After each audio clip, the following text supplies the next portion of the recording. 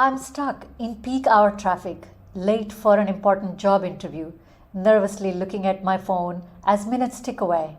My hypothalamus, a tiny control tower in my brain, sends out the order: activate the stress hormones, adrenaline and cortisol. Yes, the same hormones that trigger my body's fight or flight response. My heart races, my breath shortens, and my muscles prepared for action. This response was put in place to protect my body in an emergency by allowing me to react quickly. But when the stress response keeps firing day after day, it could badly affect my health and cause serious harm.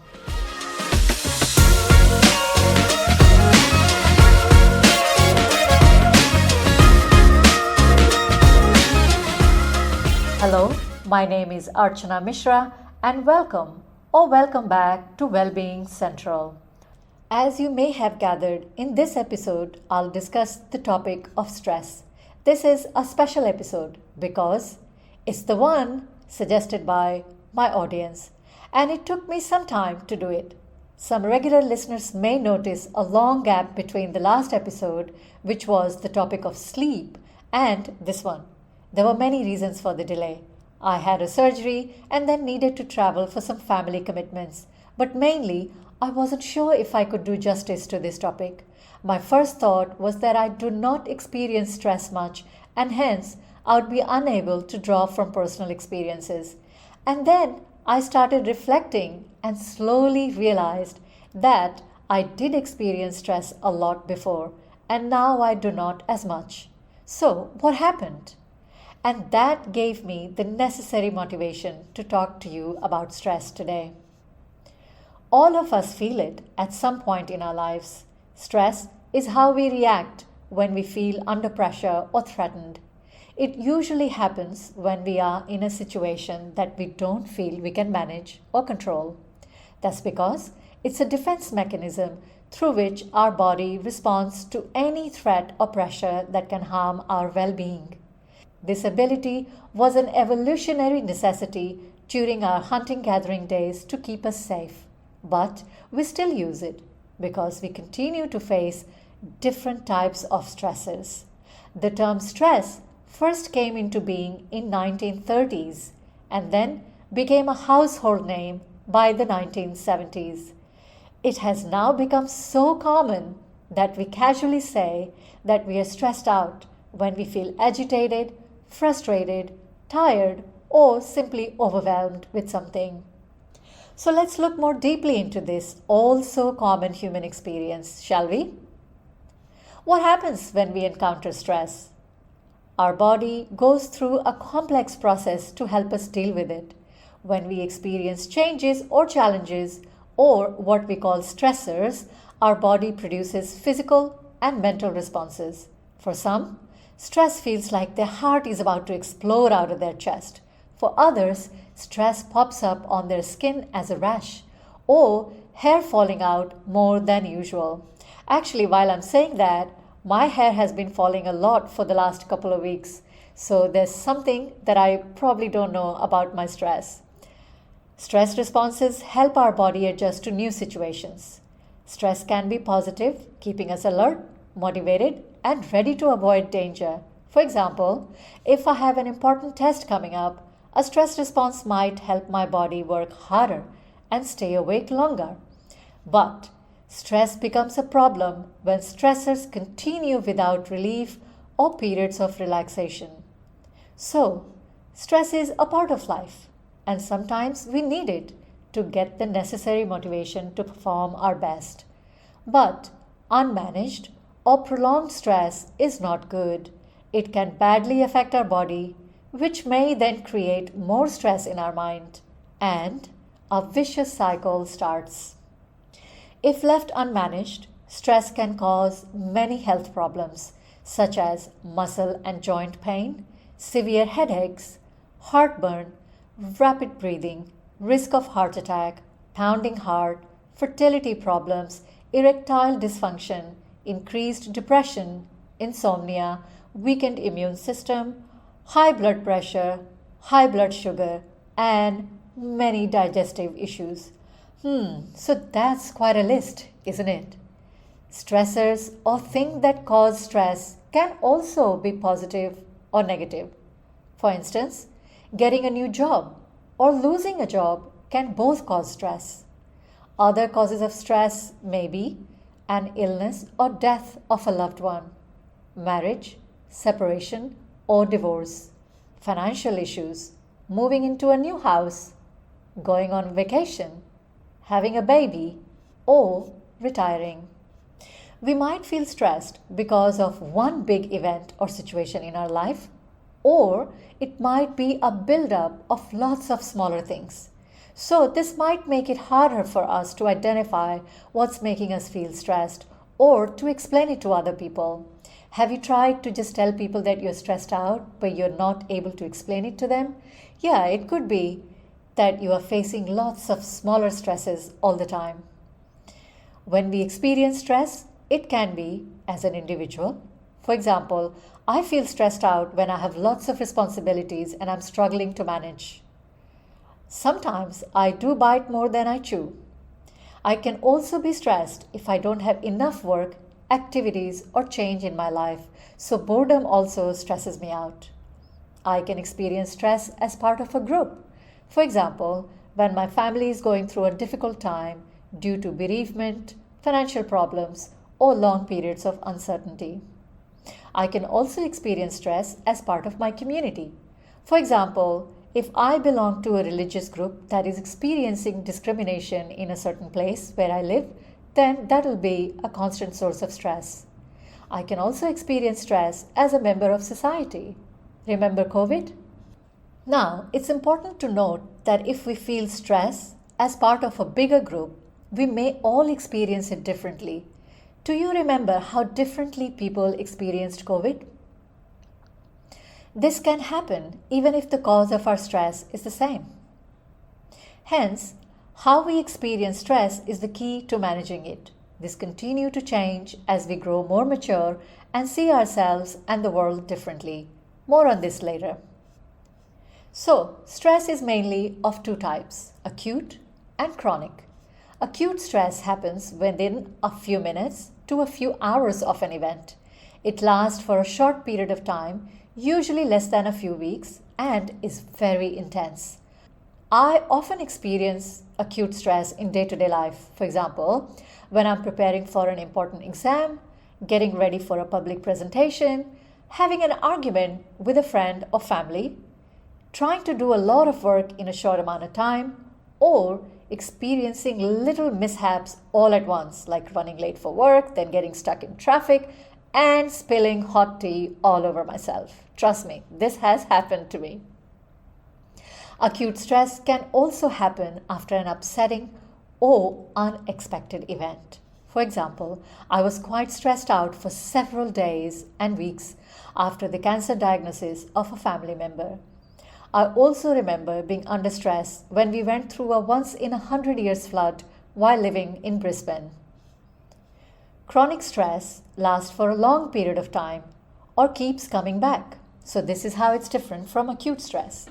People who are under a lot of pressure a lot of the time may experience chronic stress.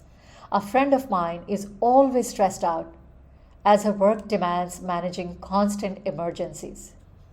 People might also feel chronic stress if their day-to-day life is difficult. For example, if they are in an abusive relationship or face ongoing financial challenges. Poverty is also a major cause for chronic stress for many people. So, do you experience acute or chronic stress? And has it reached a point where you can see some of the symptoms that I mentioned earlier? If yes, I would highly recommend becoming serious about managing them before it inflicts even greater harm to you. Various research work and my personal experiences offer some steps for managing our stress and protecting our well-being. I'm not claiming that it's an easy or quick work to manage stress, but I definitely know that it can and should be done. So let's see. To begin with, figure out what are the biggest causes of stress in your life. Is it your job, your commute, your schoolwork, or your relationship, or something else? If you're able to identify what they are, then see if you're able to eliminate them from your life or at least reduce them. For example, several years ago, one of our biggest stressors was my husband's job, where he was required to travel frequently on an erratic schedule and without much rest in between. So it affected all of us. And then one day we decided to change the situation, and he eventually found a new job, but it was in another city. It did offer a stable schedule, and we saw the promise of a peaceful family life, so we decided to go for it. While it meant that I also had to quit my wonderful job and move with him to start a new life in a new place, it was quite worth the effort. We have never looked back on this decision because it eliminated a major cause of stress for all of us. Now, if you can't identify the main causes of your stress, try making a journal or mental note of when you become most anxious and see if you can determine a pattern. Then find ways to remove or lessen those triggers. As I noted before, that I used to experience much more stress a few years ago compared to now. Looking back, I can say that becoming more aware of myself and my surroundings helped a lot. That required looking deep within myself, doing some reflective work, and shifting my perspectives. My PhD work, which required me to study the field of adult development, and my own practice of yoga have given me the tools for self-reflection and perspective shifting. With these, I'm better able to minimize daily stresses and recover quickly from any major acute episodes. For example, I used to get anxious whenever I needed to confront someone, particularly my husband, for an issue that bothered me. So now I prepare myself with a better understanding of what I can and can't change about the situation. I can only change how I experience a situation and not the person I'm dealing with. I notice that it helps me approach them with less anxiety.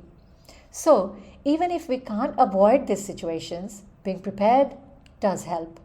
More importantly, I now understand that each one of us sees the world differently. So, what is right for me might be wrong for them, and vice versa.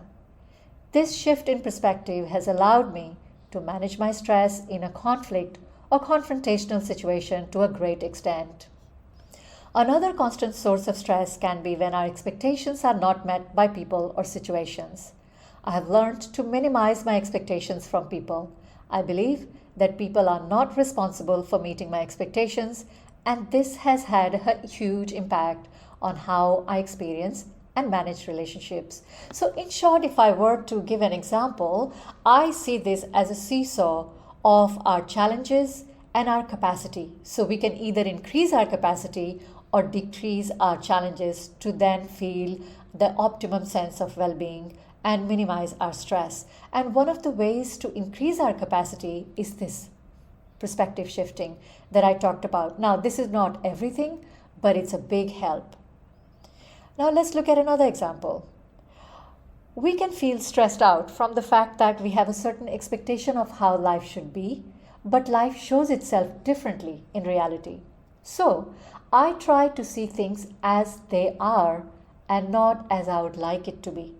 This allows me to accept the current situation and then make realistic assessment and find better ways to reduce my stress.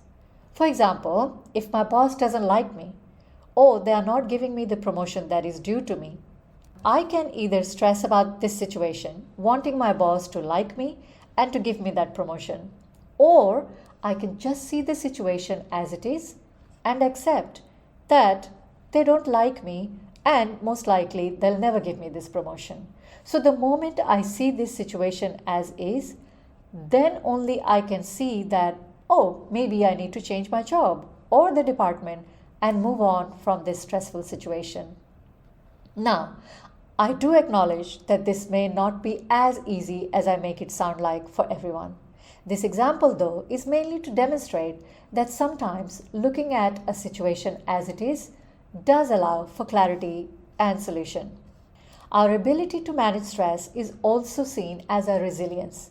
There are things we can try to build our resilience against stress, but there are also factors that might make it harder to be resilient, such as experiencing discrimination or lacking support.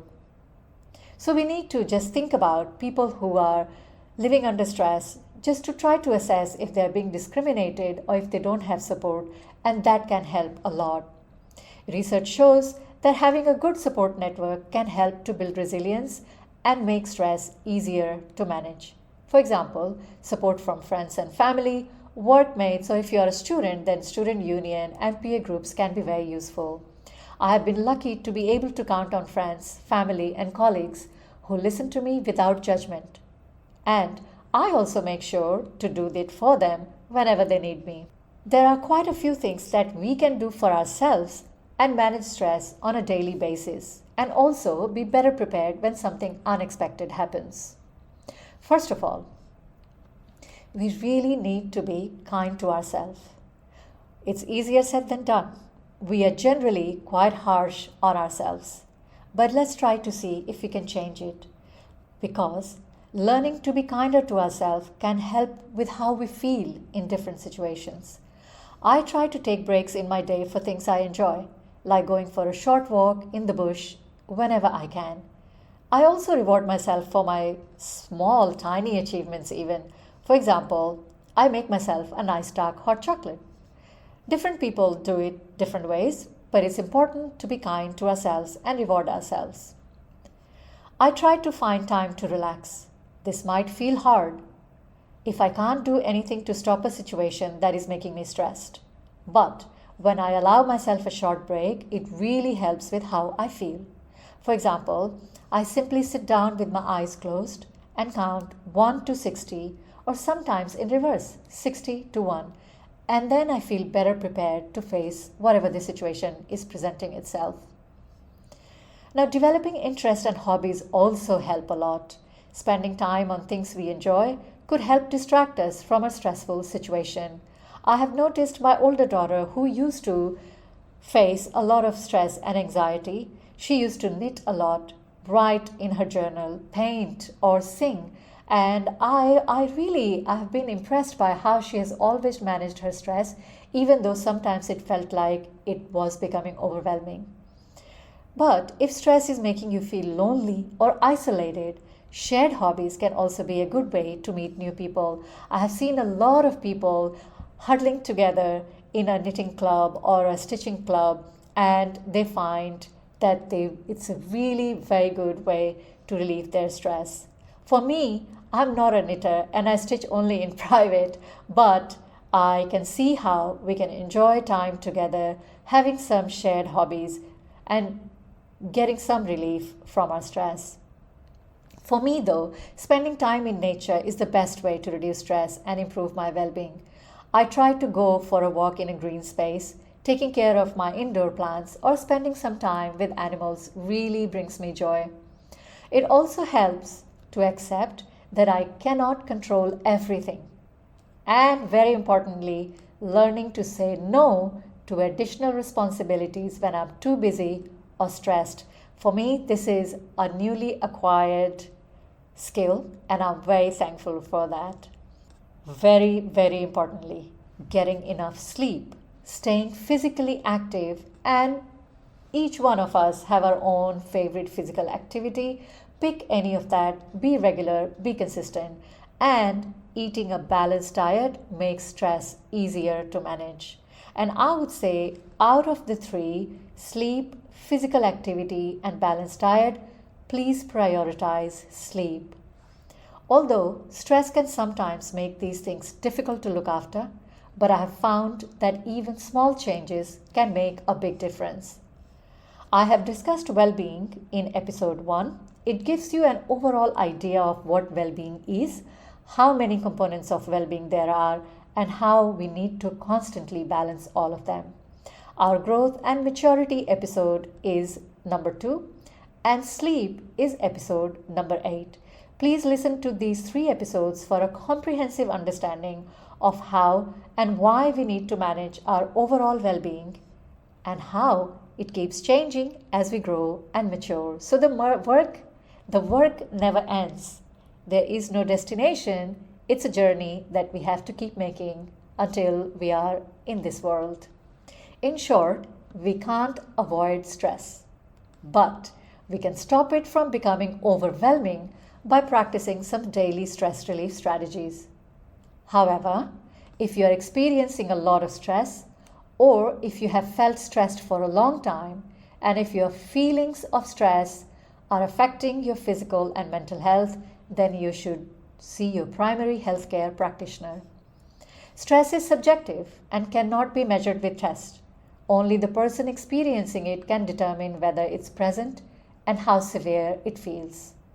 A healthcare provider may use questionnaires to understand your stress and how it affects your life. If you have chronic stress, your healthcare provider can evaluate symptoms that result from stress. For example, they can diagnose and treat high blood pressure. So I hope that after listening to this episode, you'll try to assess your triggers and be able to manage them better with some strategies and perspectives that I mentioned. One of the ways to get some quick relief is to simply allow yourself a minute of conscious breathing. It does help. Please contact me through my website, wellbeingcentral.org, if you need any advice or have any suggestions or feedback for me. If you liked what you heard, then please share it with those who you think might find it useful. Thank you so much for listening to this episode. As I said, it was a special episode and I came back after a long time, and I must say that I loved every minute of recording this, and I hope that you like it as well. Stay tuned for the next episode, and until then, let's get one stop closer to Wellbeing Central.